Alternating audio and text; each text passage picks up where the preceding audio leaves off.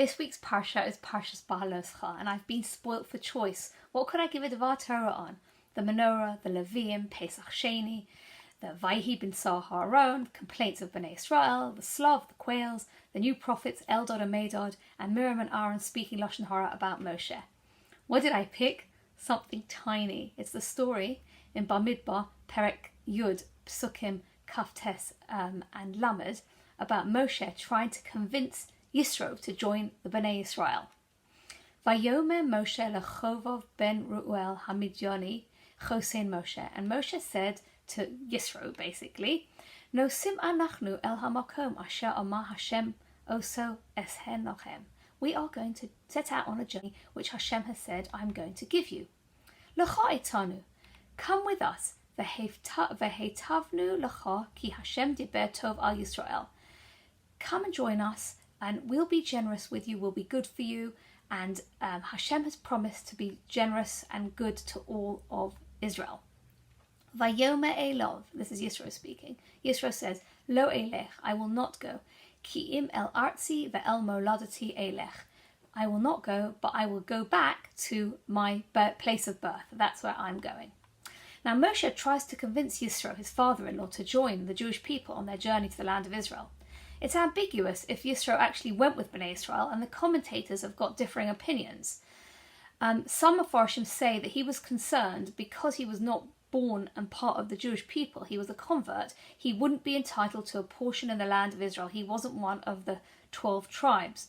But we do know that Levi didn't have a portion in the land of Israel. Later on in the book of Shoftim, when it talks about the descendants that lived in the land of Israel, in Shoftim, Perek Aleph, Posuk, Tesvov, we read, Uvenei Keni chosen Moshe olu me'ir hatamorim el b'nei Yehuda midbar Yehuda asher b'negev Arad vayelech vayeshev es ha'am. The descendants of the Kenite, the father-in-law of Moshe, again Yisro, went up with the Jews from the city of the palms to the wilderness of Yehuda, and they went and settled among the people in the Negev of Arad. So we're not sure whether actually Yisro did join, or maybe his descendants joined at a later date. It's a little bit unclear. Either way, it seems to the Psukim that Yisro is reluctant to join Bnei Israel even after Moshe tries to convince him. The Klei Yakar, Rabbi Shlomo Ephraim ben Aaron Lunchitz, who served as the Rabbi of Prague from 1604 till 1619, the year he passed away, he looks very closely at the language between Yisro and Moshe. And he says that when a person travels to a new place, a person could be in one of two frames of mind.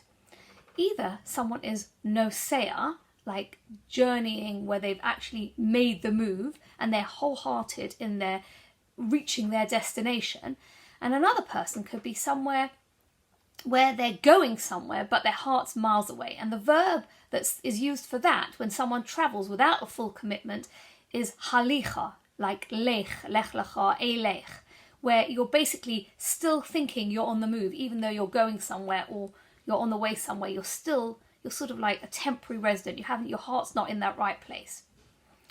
In our parsha of Parshas Behaalosecha, Moshe realizes that Yisro is concerned that there's no allocation for converts in the land of Israel.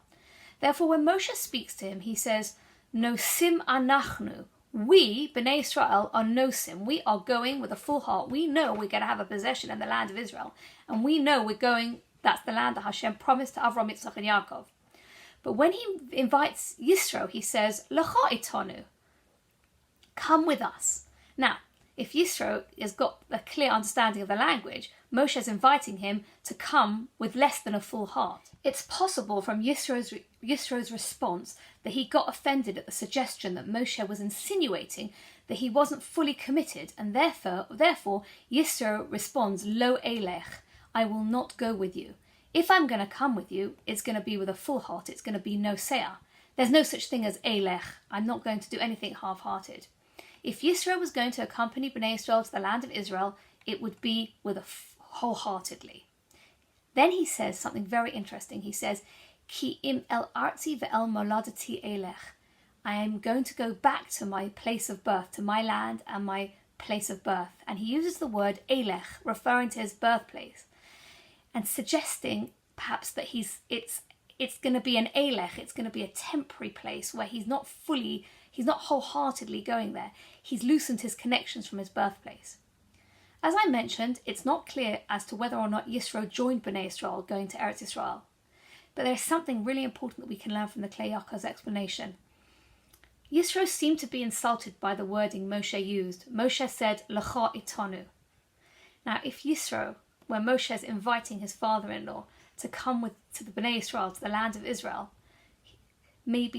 perhaps Yisro got offended with the word L'cha itanu, come with us.